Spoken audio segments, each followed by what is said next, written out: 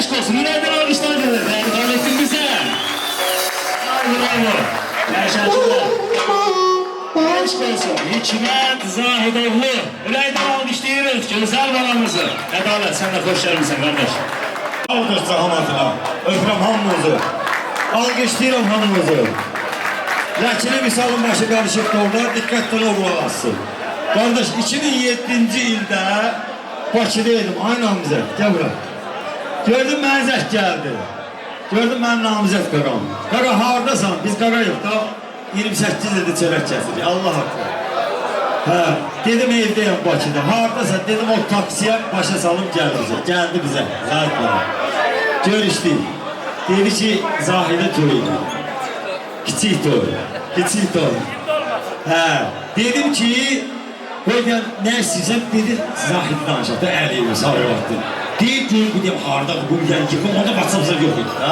Bir ən yığdım Zahidə hardasan? Bir ən yatmışam. 2 gündə yatıram. Deyim hardasan? Deyib Baksovet tərəfdə. Hərdə qulaq asdı. Qayıtdım dedim harda görüşək? Deyir əjdahan yanında. Dedim əjdahan orada Baksovetdə. Deyir əjdahan yanında əjdahan görüşməyə. Allah'ın olsun. Geldik görüştük. İndi Allah rahmet eylesin Zahidə. Hiç sen bilmirdin de Hikmet bana buraya gelecek. Bunu bir salih kişi bilirdi. Aksaqqalımız, Qarmon. Valen İsmail'in atası. Ben 30 illik çörək olsun kardeşim. Bir de Pervin bilirdi. Hiç kim bilmir, sürpriz elədi. Bildik gözlerim de doldu. Allah xoşbaxt eləsin balığı. Allah canını sağ eləsin. Allah senin çocuğu ailen başı üstünden əsil eləməsin kardeşim. Öpürəm seni. Kardeş sen de çok sağ ol. Minnettarım sana. Teşekkür ederim. Elə bunun özü bir sürpriz oldu benim için. Həqiqi mənada. Elə bir rəhmətli varlığım. O buradadır bəli. Sağ olsaydı, bəli bugünkü gün o burada olacaq. Bəli. İndi nə zakazınız var eləyim 10 dəqiqə uşağım instrumentik qoşun, ondan sonra söz verərsiniz. Sağ ol abi. Ürəkdən alkışlayalım.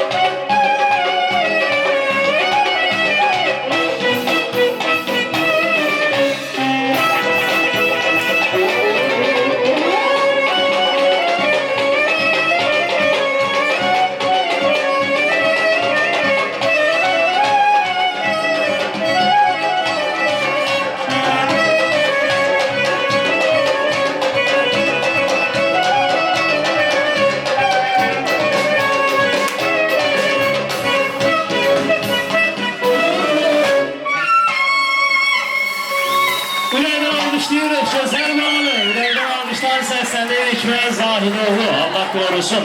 Uğurlar arzuluruq, yolu hər daim açıq olsun inşallah. Atası kimi hər daim uca zirvələri fəth eləsin. Namizədə də xoş